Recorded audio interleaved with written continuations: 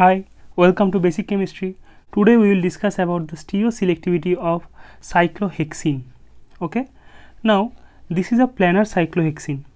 If I name that 1, 2, 3, 4, 5, 6, but the stable form of cyclohexene is not like this. It is generally a twist boat-like structure, and it also flip like cyclohexane, and the flipped form look like this. As similar cyclohexane, in this case also there are axial and equatorial hydrogen. So this is important to show the axial and equatorial hydrogen. In case of cyclohexene, there is axial hydrogen and this is equatorial hydrogen. This is equatorial, this is axial, this is equatorial, axial, axial and equatorial. This is important because when we substitute hydrogen with another group, there is a play of steric hindrance. Now, before going to the topic, you must have to know the molecular orbital diagram of this type of structure. There is a pi bond. So, if we draw the pi orbital, the bonding orbital will look like this. There is symmetry, therefore it is a bonding orbital, but it is a BMO. Okay, but when this is a antisymmetric, this known as anti-bonding pi orbital, and this look like this. In this case the symmetry is different. Okay, this is anti-bonding molecular orbital. Now when we will discuss about the electrophilic or nucleophilic attack on that double bond, there we should have to consider this anti-bonding molecular orbital. Now come to a very basic example on bromination in cyclohexene system. In this case, this is a cyclohexene stable form, twist board-like structure. When it undergo bromination Br2, we have know the bromination of alkene. This is similar process. In this case, it form this type of bromonium ion. It forms this type of bromonium ion, right? After formation of this type of bromonium ion, another bromide, it can attack. If I name the carbon 1, 2, 3, 4, 5, 6, it can attack carbon 2 or it can attack carbon 3. Okay, if it attacks carbon 2, then we will get a structure like this.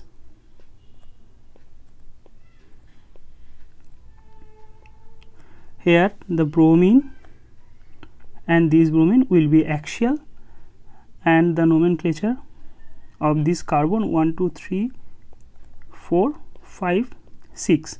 Okay, now you should have to know a thing. If we see the molecular orbital structure will be like this: 1, carbon 1, 2, 3, 4. Okay, in the anti-bonding MO, there the anti-bonding orbital with the bromonium ion position will be like this. There the Br minus, and similar also in this side. I am just showing one side. This is anti-bonding. So when the nucleophile or Br minus will attack from this side, the carbon will bend little upward. Okay, this is general procedure. Therefore, when Br dot attacks at position 2, this carbon just lifted a little upward, and to balance that, carbon 3 just get down and give this type of cyclohexane like structure, both axial. After forming this type of structure, it stabilize through flipping and gives this type of di-equatorial structure which is more stable. But when Br minus attack the C3 position, just clean the position to understand well. Okay, now the C3 position, in this case similarly as previous, at which center it will attack, this carbon will lifted a some amount. Now when it attacks the C3 position, the C3 carbon lifted a some amount, and to balance it C2 carbon will down a little amount to balance that. At the same amount the C3 will lift up, and it will end up like this twist boat structure, and this is unstable than a cyclohexane structure, and the structure goes like this. After that carbon 1, 2, 3, 4, 5, 6, carbon 1 will get a little down, and to balance it carbon 4 little upward, and ends up like this structure. 1, 2, 3, 4, 5, 6, and bromine is over there and there. After forming this, it will end up with this type of cyclohexane, when the carbon 2 will go some amount upward and carbon 3 will come downward to get the stable cyclohexane form, which look like this, di-equatorial. As in second case, when the attack is on C3, this reaction mechanism passes through this type of twist board like structure. Therefore the process 3 is very energetically high process, high pathway. Therefore it follow always the process 1, where the bromide ion attacks the C2 position and always end up with diaxial form. So the conclusion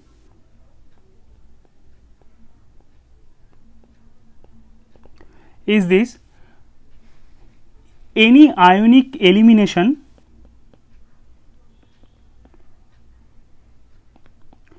as the above case is ionic elimination by this bromonium ionic elimination, or epoxide ring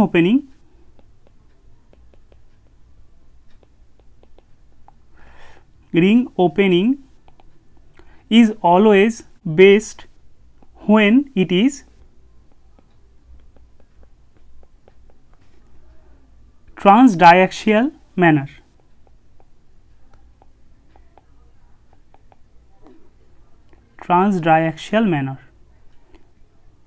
Okay, always this type of bromonium or epoxide, instead of bromine there, if there is oxygen, so it will be epoxide. Every cases it will open in such a way that it will end up being diaxial bromide, diaxial bromine, or diaxial, in case of epoxide there will be diaxial OH. Okay, to make this thing more easier, let's take an example. If you have this type of bromonium salt where one bromine is in axial, this is axial, and it will form a cyclic member with the equatorial from this position, this is equatorial. So the bromide will attack in such a way that this equatorial bond breaks and it's open up in diaxial manner, so that it pauses through the stable transition state, as I have shown the mechanism. After flipping, it will end up with di-equatorial.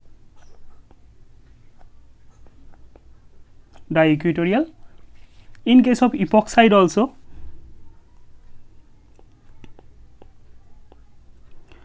if there is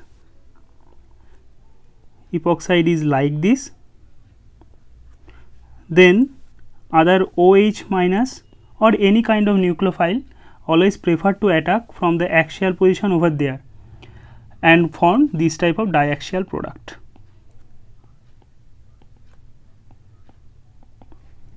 If this OH attack at this position, equatorial position, then it will end up with di-equatorial manner, because it will attack over there and it will open up this axial bond, therefore it will be di-equatorial. This is unstable because we have seen in previous mechanism, when a ring opening is di-equatorial, it will passes through this type of intermediate which is very highly energetic, therefore it is disfavorable. Okay, I think this is clear to you. Let's say there is this type of ring, at presence of cyclic secondary amine, it will undergo keto-imine tautomerism. We all know the mechanism, I will not go through this.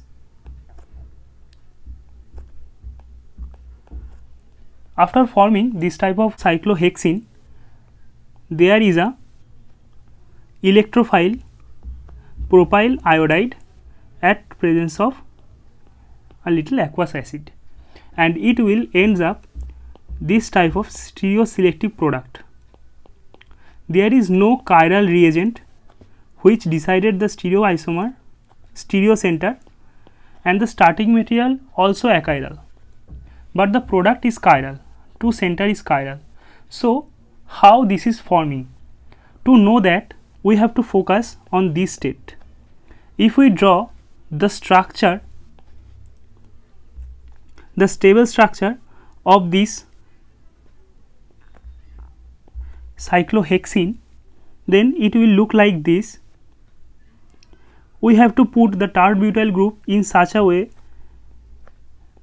then the tert-butyl group should have to remain in equatorial, because in this if we draw the another flipped version, in this case the tert-butyl group, it will be in axial, and you can see 1 2 3 4 1 2 3 4. Okay, so there is the secondary amine which have a lone pair, and this is the structure, stable structure of this cyclohexene. Now as we have drawn the previously molecular orbital picture, the picture is like this. The pi orbital, antibonding. Now there is a 2 chance when the electrophile is come from upward, then it will go through this pathway, and from sp2 carbon it will be sp3. So the structure will not remain same. As the electrophile is coming from upward, then the structure will change in like this way. This C2, if this is C1, C2, C3, then C2 will go little upward because it is changing from sp2 to sp3.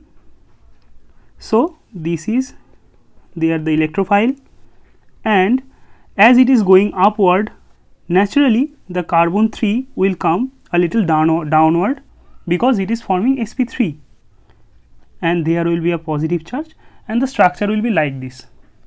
If the electrophile comes from the downward, if the electrophile coming from the downward, then the structure will be similar, but the C2 will come in downward.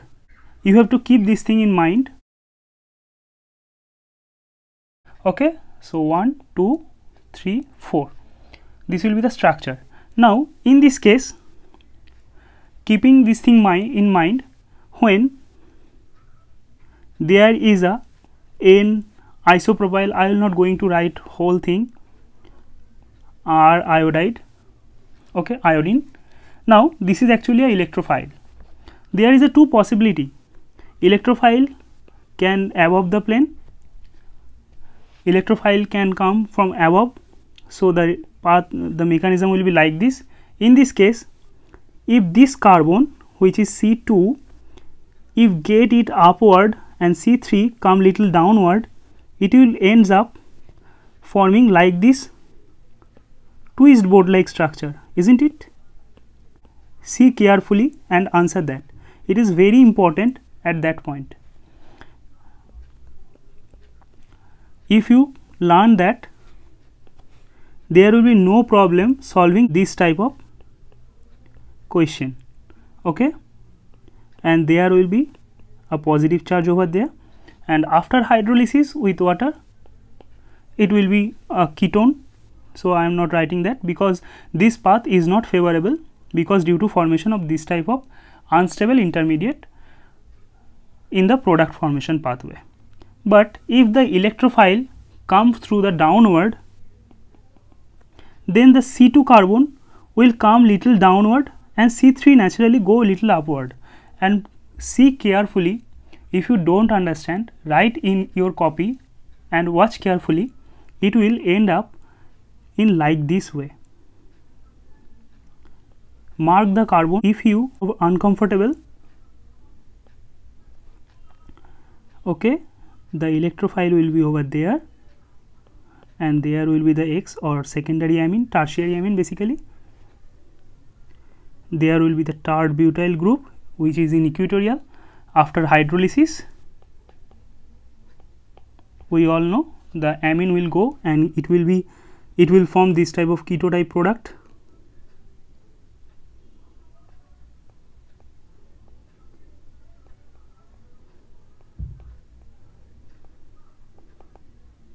If we rotate the structure, there the tert butyl group and the electrophile always will be in trans. You can see this is away from E, this is trans downward, and this is equatorial upward. So tert butyl and equatorial, so tert butyl group and the electrophile is in opposite direction.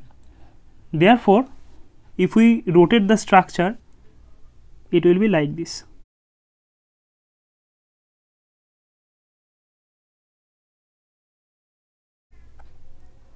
Okay, so this is your final product. If we draw in plane structure, it will be below the plane and it will be above the plane, which is generally, if we rotate the molecule 180 degree, then you will get the desired product. Okay, now if you understand that properly, now come to our second question. In this case, the electrophile is little different and the position of the tert group is not same as previous.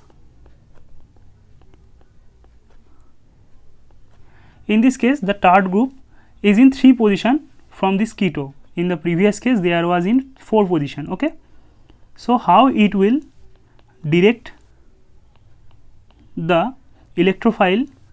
Let's see. There is a electrophile is a Michael acceptor. Okay, at presence of strong base, it will take a proton from there, which will be more substituted, and it will ends up with this type of tautomeric form of cyclohexene, where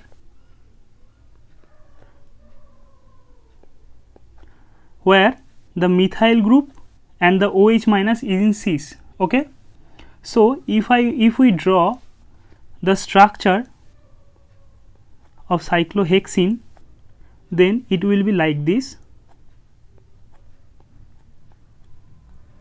There the O minus and 1, 2, 3 position, there will be the tert group which will be masked in equatorial, and as we have previously discussed, there will be a methyl which is cis to this O minus. Okay, so you have to draw properly, and now there is a orbital which will take part in reaction. So there also a similar case. In this case, the electrophile can over there, the attack will be on this alpha beta unsaturated carbon position, the beta position. Okay, so I am denoting that as electrophile E plus. So in this case also, if it become from above the plane, if the electrophile come from the above, then you can see C2, if this is whatever 3, 4, 5, 6, C2 C6 will get a little bit up and C1 will get a little bit down, and it will ends up in like boat like twist boat like structure. Okay, so I am not going to draw whole thing because you have understand properly. This will not follow this pathway. So the electrophile is forced to attack from the below of the plane, and it will ends up with more stable product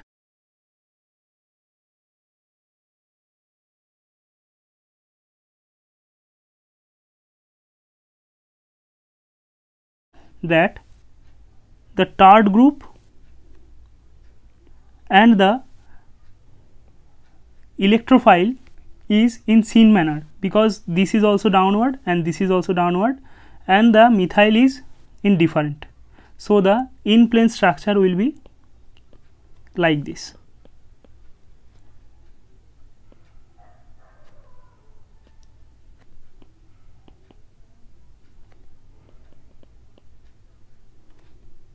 Is it okay? Till now we have discussed about the electrophile, but now discuss about a nucleophile when cyclohexene take part in nucleophilic addition. Okay, let's take an example like this. There is a R group. Now see how this R group dictate the stereochemistry and give a stereoselective product. Now if we draw the stable structure of that corresponding cyclohexene, it will look like this.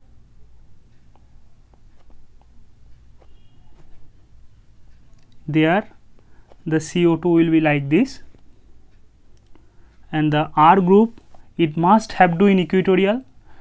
If we draw the inverse structure of that cyclohexene, there will be R in axial, therefore this is unfavorable, therefore we have to go through this structure. After that, as I have previously mentioned, there is a orbital which is Michael acceptor, in this case alpha beta unsaturated, you have noticed that. Now there will be a nucleophilic attack. Okay, so there is two paths. Nucleophile can attack from the above side or from the below side. Let's say above side path A and below side path B. Now in this case, as I have told before, if it attack from above side, then carbon 1, carbon 2, carbon 3. Carbon 2 will rise a little bit and carbon 3 will come down a little bit. Okay, then the structure will end up like this twist boat form. Do you agree?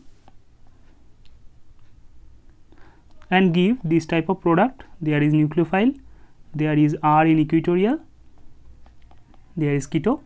Okay, but if the nucleophile attack from below side, then we will get, when the C2 will come little down and C3 will get up, we will get a stable cyclohexane structure, which is like this. The nucleophile will be axial and the R in equatorial. After that, at aqueous medium, there will be a ketoenol tautomerism. We will get a keto form of that corresponding product,